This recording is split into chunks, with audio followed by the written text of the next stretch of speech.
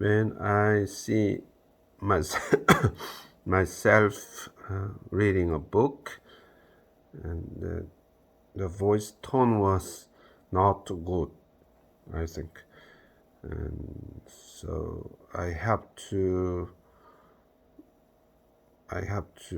say with a high tone voice is desirable, and I try to like that and when reading. Okay.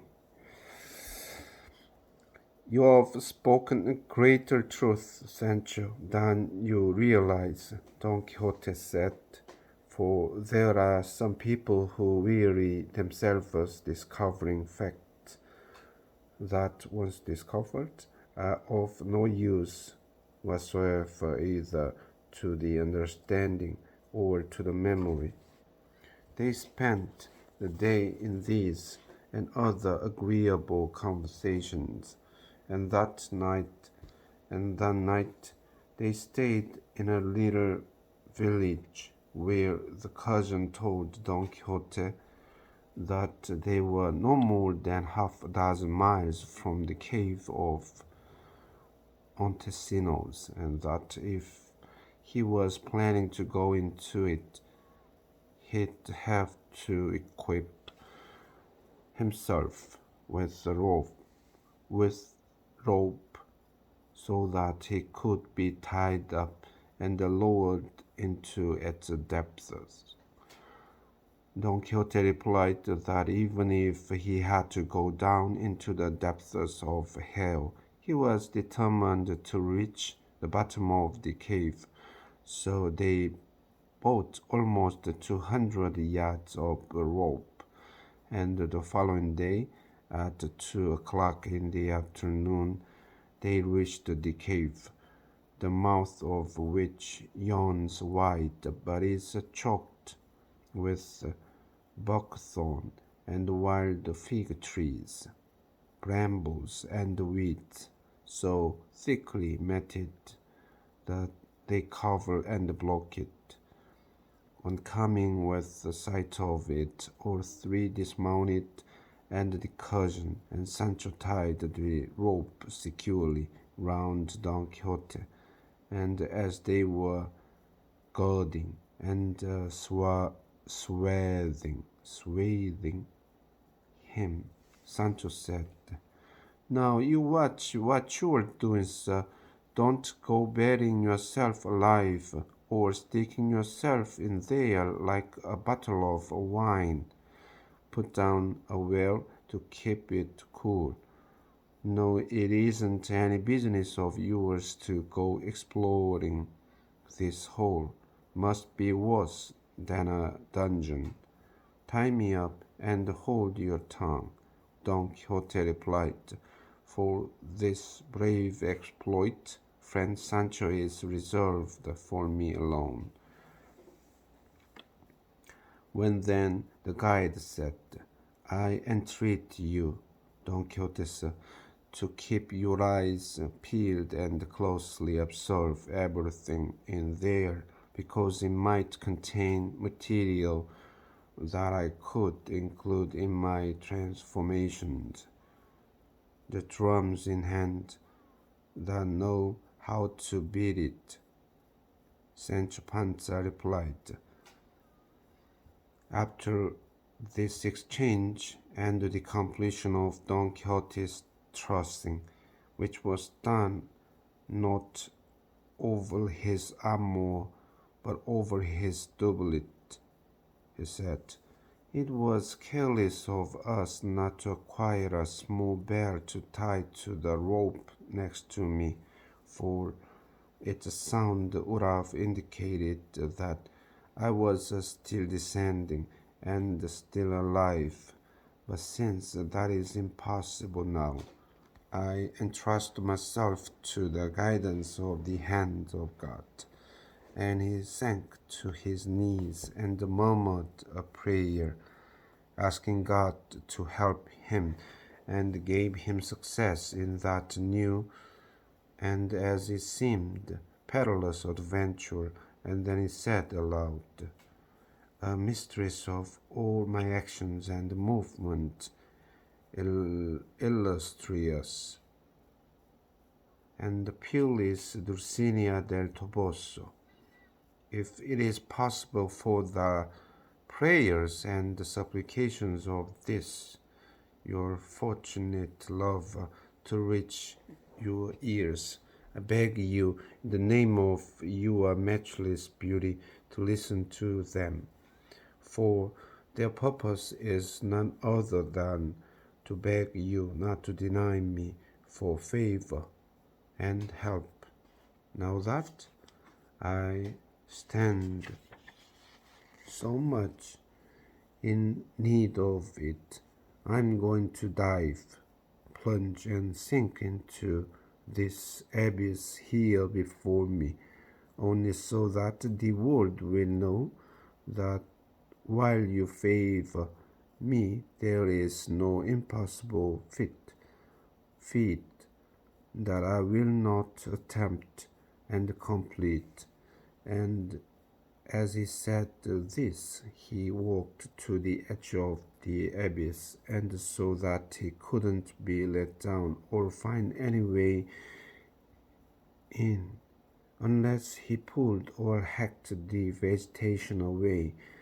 And so he drew his sword and began to cut down the undergrowth covering the mouth of the cave, and the noise brought an infinity of enormous ravens and rooks flying out so thick and so fast that they threw Don Quixote to the ground. And if he had been as superstitious as he was a good Christian and Catholic, he would have taken it as a bad omen and refrained from immuring himself such a place. But he evenly came to his feet, and seeing that no more crows were emerging, or birds of the night, such as the bat that has flown out with the crows, cousin and Sancho lowered him into the dreadful cave, and as he went in, Sancho blessed him, made the sign of a cross over him 1,000 times, and said, "God guide you, and Our Lady of the Rock of France too, as well as the Trinity of Gaeta, you flower and cream and schemings of knight-errant. There you go, the finest bravo in the world, heart of steel, arms of bronze. I will say it again, God guide you.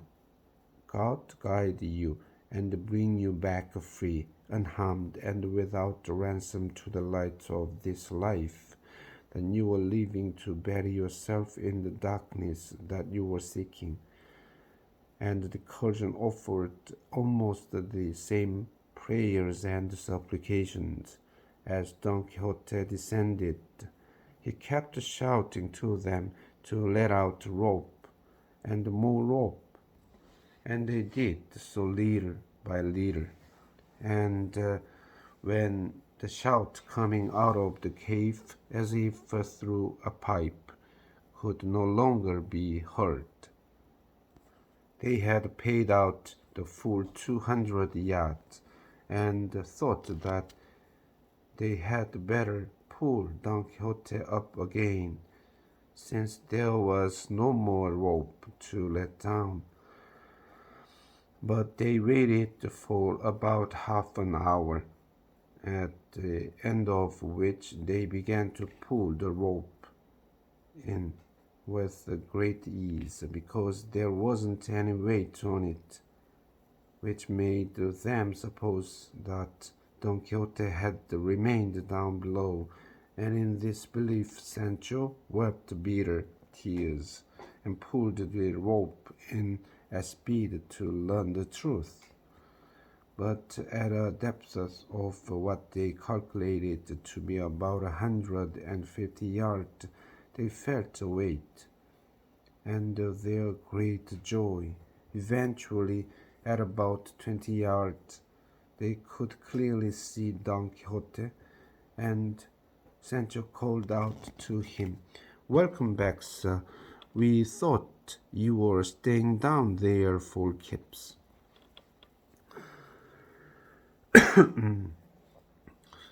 But Don Quixote didn't utter one word in reply, and when they pulled him right out, they saw that his eyes were shut and that he seemed to be asleep.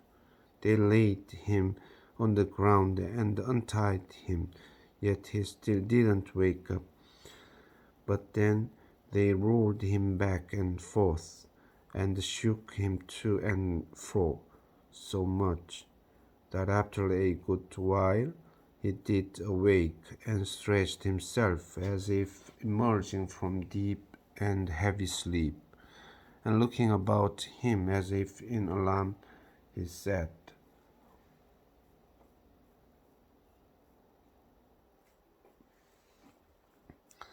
"God forgive you, friends, for taking me away from the most delicious and delightful life and sight that any man has ever lived or seen.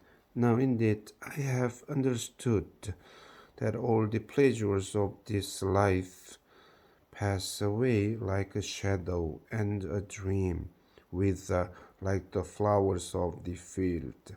O hapless Montesinos, O so wounded Durandarte, all unfortunate Bellerma, O weeping Guardiana, and you luckless daughters of Luidera, showing in your waters the tears shed by your lovely eyes."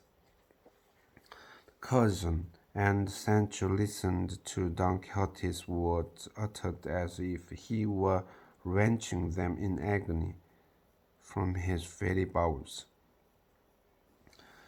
They begged him to tell them what he meant, and to say what he'd seen in that hell.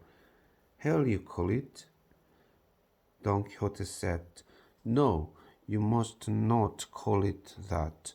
It does not deserve such a name, as you will soon discover." He asked for something to eat because he was very hungry. They spread the cousin's sackcloth on the green grass, ransacked the pantry in their saddlebags, and the three of them sat there and had their lunch and supper all in one, in love and good fellowship. Once the sackcloth had been removed, Don Quixote de la Mancha said, Do not stir. Do not stir from where you are sitting, my son, and pay attention to me." This is the end of chapter 22 of the part 2. 끝.